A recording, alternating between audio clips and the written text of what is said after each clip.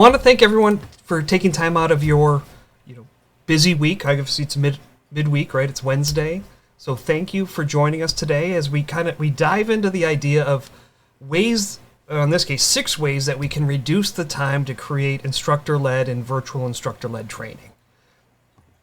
And so these are going to be some, I guess with all of these things, right? We're not reinventing the wheel. Some of it's common sense, but sometimes we just need to have that brought back to us. But with that being said, my name's Pat Michaels. I'm the Chief Learning Mechanic here at Great Circle Learning. And, we're going to dive into these six simple strategies that we can employ. And so today, right, if you just want the 6 strategies, they're right there. We're going to talk about design documents. We're going to talk about learning objectives and structure, templating and style guides, not starting from a blank page, chunking material, and then leveraging the technology that we have.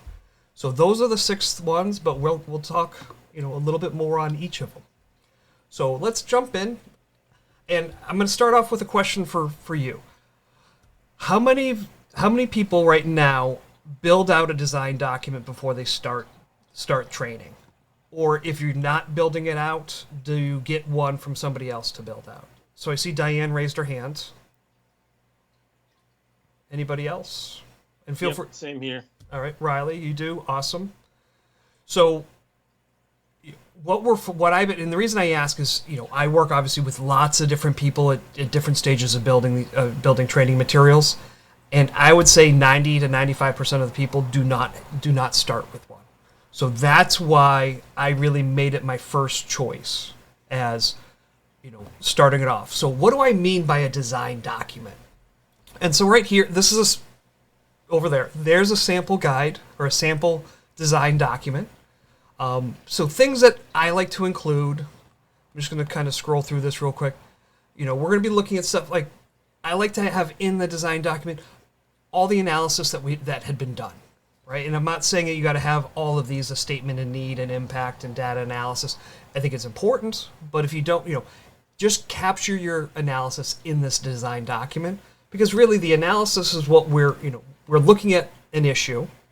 Here's what we found out, and now we're going to be designing a course, some sort of training, or something to help resolve those items. So let's put it in there so we don't forget, or the stakeholders we're providing this to have that information. But then we're getting into things, right in here, like as I scroll down, here's a place to capture that content analysis. But then what are their learning objectives? Let's put those in there. What entry level knowledge I don't want to say entry level knowledge, but what knowledge do people need to have before they can take this course, right? What's the overall goal of the course, which is to solve whatever the analysis was about and what the learning objectives are building us towards, right? So we're capturing all of these things in this design document. And for those who don't currently do it, obviously I'm saying, hey, let's reduce time. And now I'm saying do something more than what you're currently doing. But in reality, spending this little bit of extra time doing this, and even if it's a little bit more time, it gives us a strong foundation that we can then leverage to get us down the development process much quicker. And we're going to talk about the tool that I use for the design documents in a little bit. But this is, just kind of giving you a high-level overview of what's in there. All right, so obviously first step for me, design document. Use it, learn it, love it. It's going to help you out. After that, let's talk about learning objectives. All right. Hopefully we're all writing objectives or have objectives that we're using. If those should be captured in our design document. And actually, let's pop back over to this. So on my design document there, we actually can see, in this one I've broken out. I've got one terminal objective, and 6 enabling objectives, which is probably a little bit more than I needed. But this was my sample one, and I just actually put an enabling objective in for each one of these 6 items. But if we look at this in terms of how do my learning objectives help me with my structure, right? So if we're looking and we're building a course, right? So our course is going to be made up of terminal objectives. Terminal objectives are made up of enabling objectives. And so, you can't have a terminal objective stand without at least one enabling objective. So if we've written these out in our design document, now let's harness those and let's make those into our modules, into our lessons, right? Terminology that our company uses, modules and lessons, and I think a lot of people do, but it could be topic and subtopic, right? But whatever those are, so our terminal objectives become our modules, our enabling objectives become our lessons. And if you're thinking, well, Pat, all you did was change around the names of those. I did, but so I changed the names of them to get them lined up with the terminology that we use in building training materials. But in reality, I'll then turn around and that becomes my table of contents, which is the structure of my document, the structure of my program, right? So my modules line up. I have my terminal objective, or my terminal objectives become my modules, and then my enabling objectives become my lessons, heading 1s, heading 2s within a Word document or whatever tool that you're using. And now from that design document and those learning objectives, my whole course structure is in place. I know exactly where I'm doing stuff and when I'm doing stuff, just based off of using those objectives. So, that's the second item. Take your objectives, use them to put your structure into place. Now, there's going to probably be, that one-off, two-off times where those don't quite fit up, but don't plan for the exceptions. Plan for the rule. 90 to 95% of your time, your objectives can slide right over into your course structure, and you're good to go. All right, so the third one, use templates and style guides. Seems like a fairly simple concept. On this, it's really about where do we lose time? On average, you spend about, or the average content developer spends about 50% of their time on non-development items, right? So not actually crafting the items for the training, but it's on where do I put stuff on the page, what font, what size, what color. I put an image on page 2 and I've just made an edit, now it's floating over on page 4. All of those, what I'm going to call direct formatting items add up, and it just keeps adding additional time into your creation or your development of your training program. And then not to mention, once you get into the editing phase, if we've got direct formatting, that's going to then make the editing and revising process that much more difficult and spending that much more time into it. So you want to really find templates, create templates, use programs like ours, like Leader Guide Pro, that give you a collection of templates that you can customize. And now we can start, we spend a little bit of time on the templates, and then going forward, when we use them, it gives us the look and feel that we want. And so we're not spending time on layouts. We're not spending time on formatting, right? We're creating a consistent visual identity that meets with our branding, the branding guidelines of our organization or whoever we're building our training for. And so not only are we saving time here, we're actually creating more consistency in our training down the road. So, in reality, with most of these, they fall into multiple places, right? Not only does it help us reduce time, but it increases effectiveness or increases productivity.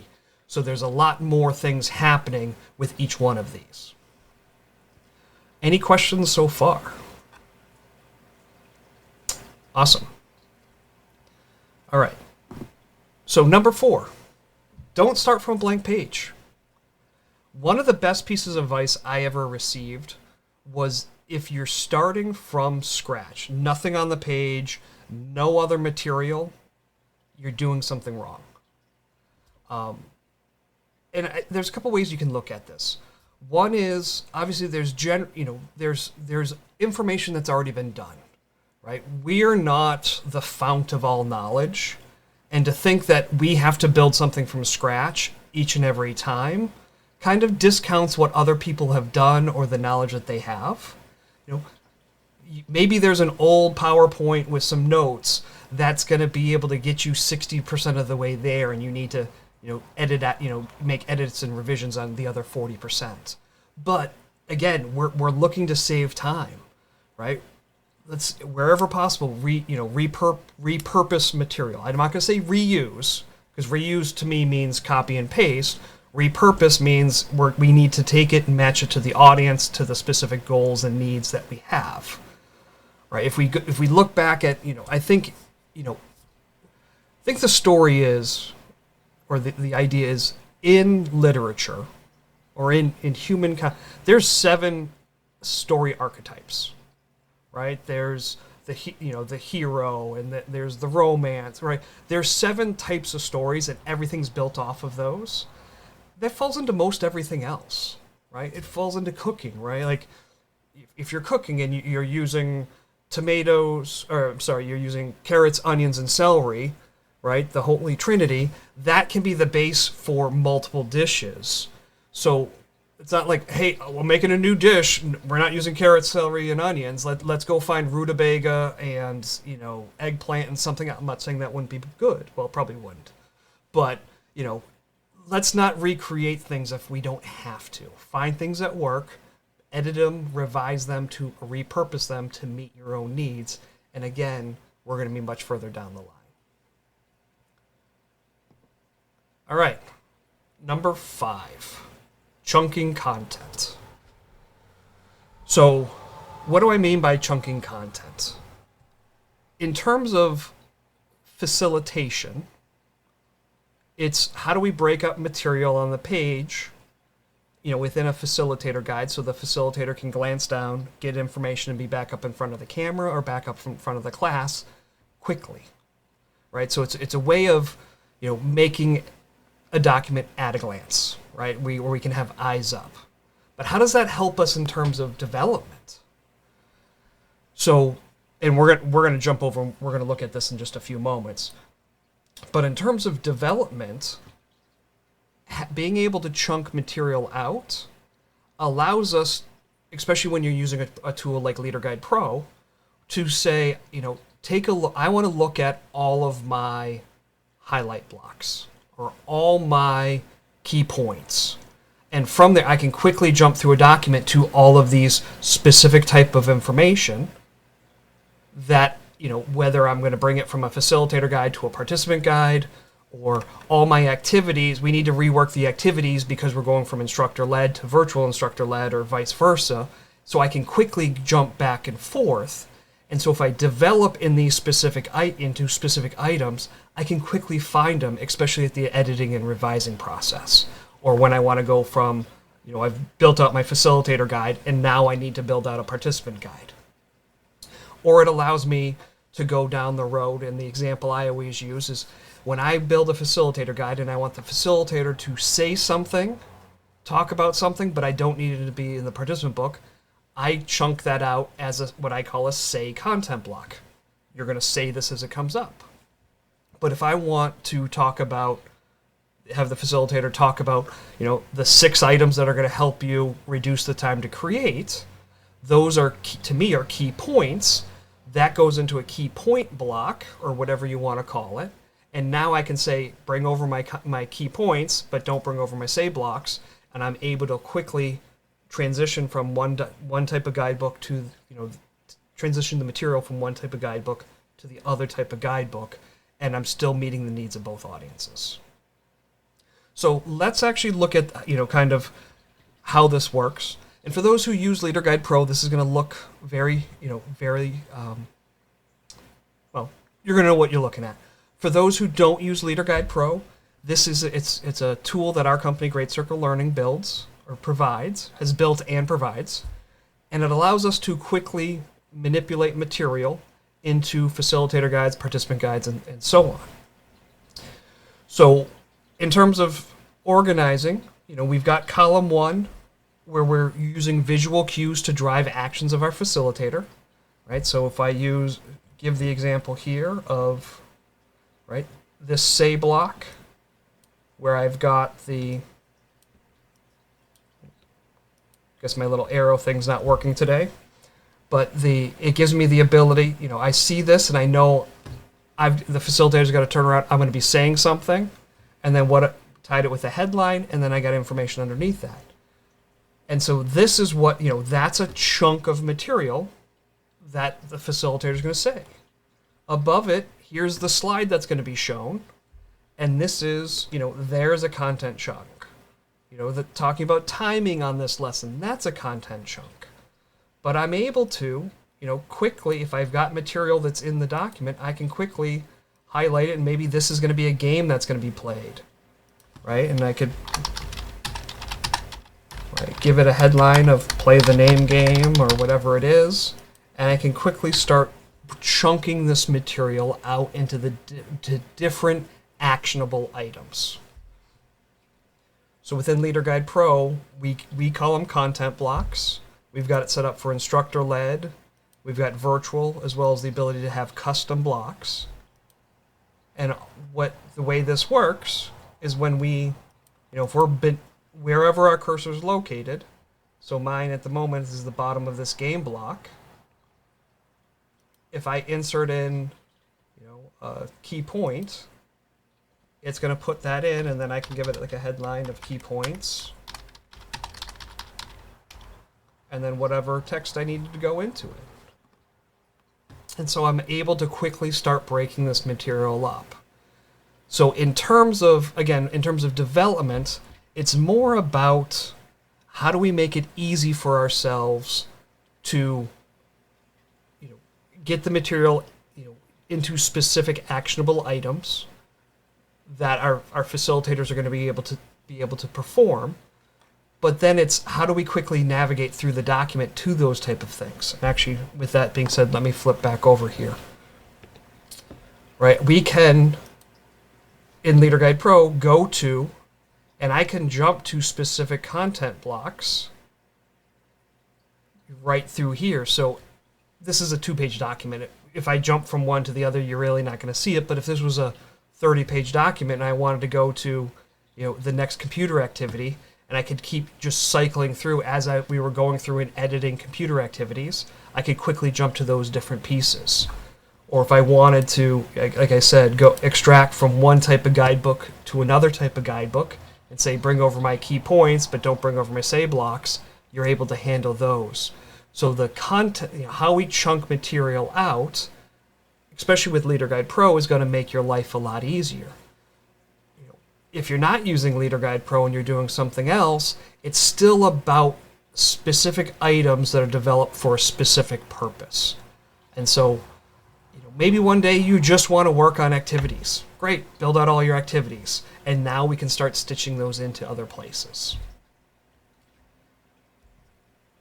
All right, so we've gone through 5 of what I think are some of the best strategies for reducing the time to create, which brings us to the last one, which we've already begun kind of doing, but it's talking about leveraging technology. Right, and I think this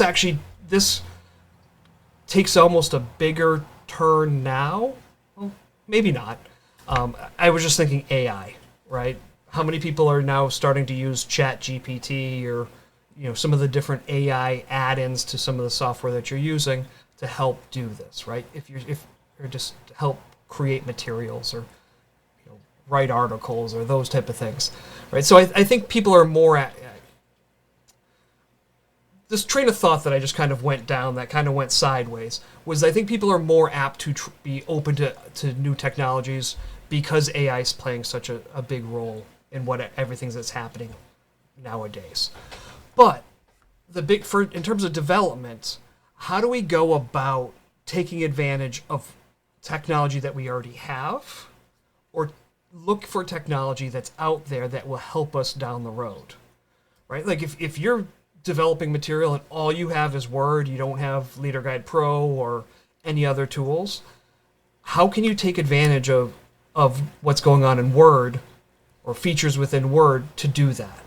Or if you're building e-learning and you can only build your stuff in PowerPoint, and then using an add-on get that over into SCORM capabilities. Great. How do you go about and take advantage of those technologies even more?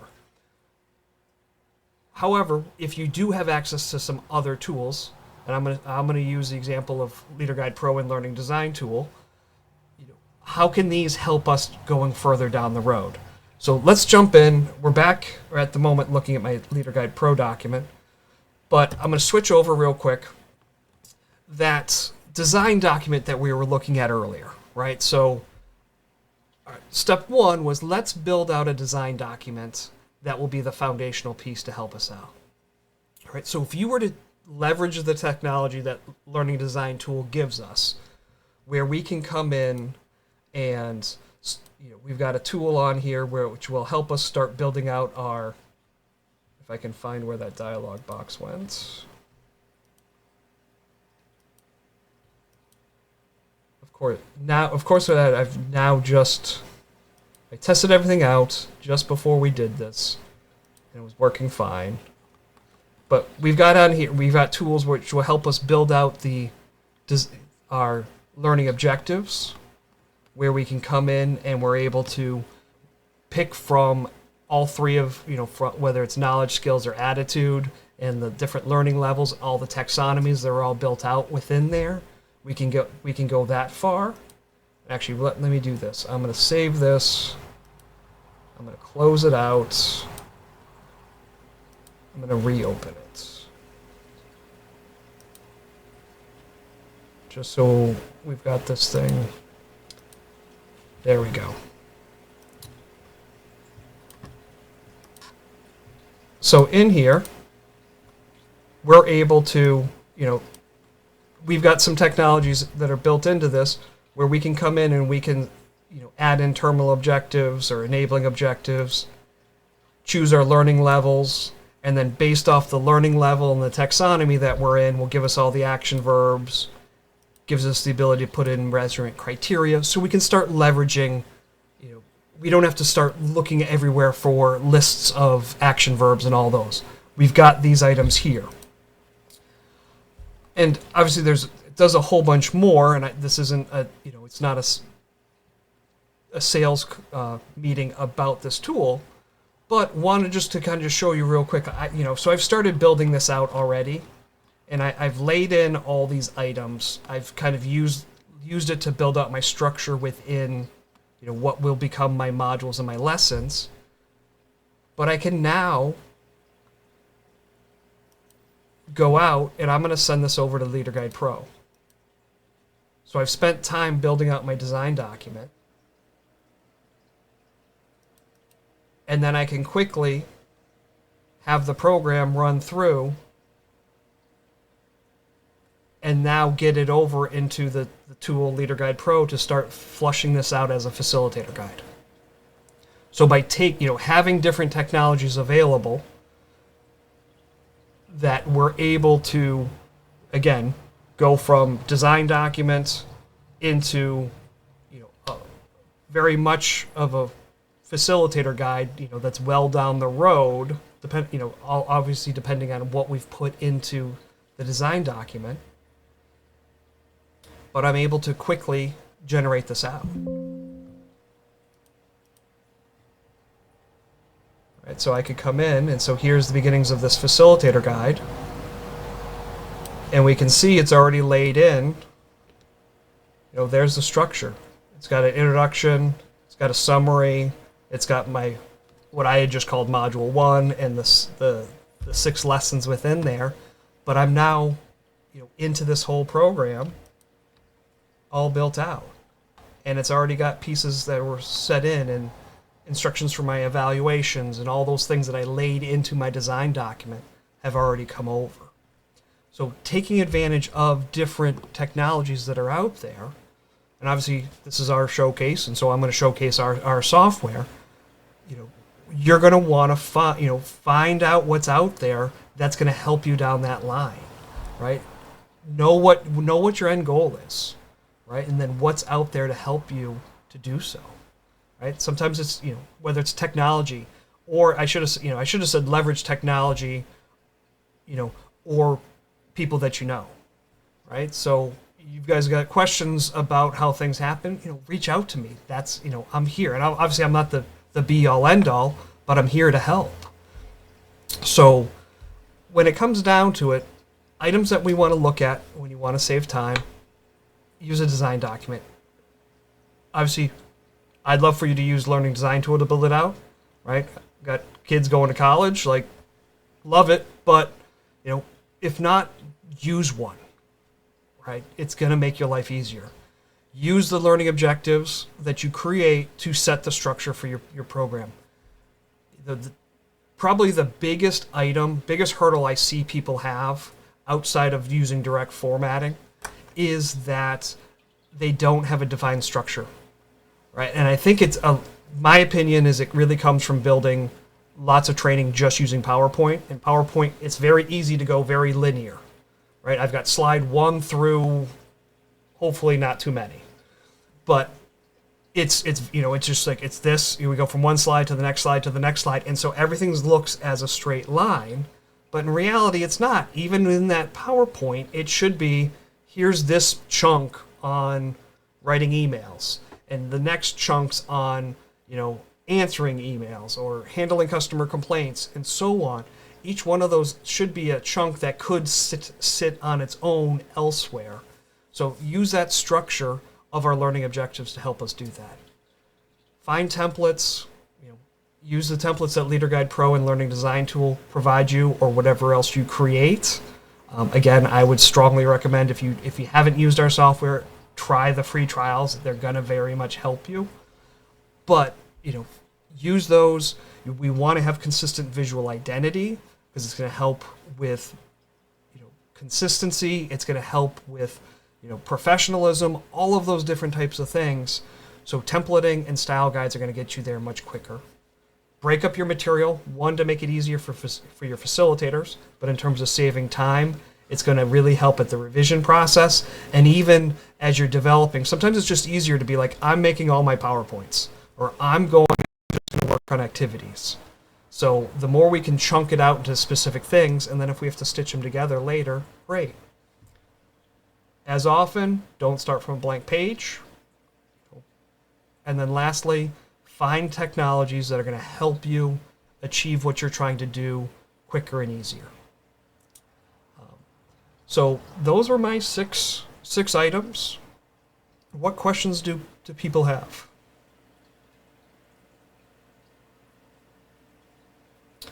All right. Well, I do want to say thank you for joining me today. I'm actually pretty happy. We're almost underneath 30 minutes, which is great. But I do want to point out, we are still running our summer sale for people who want help taking, what you have is in terms of building it, from your PowerPoints and getting it over into that Leader Guide Pro layout and format. We're having a sale on our services to help you on that content development side. I'm happy to talk with anybody, and you can, off this video, just scan that QR code to schedule time to learn more about the service. But with that, unless there's any other questions, I'm going to give you some time back in your day. Have a great rest of the week, and I will see everyone soon.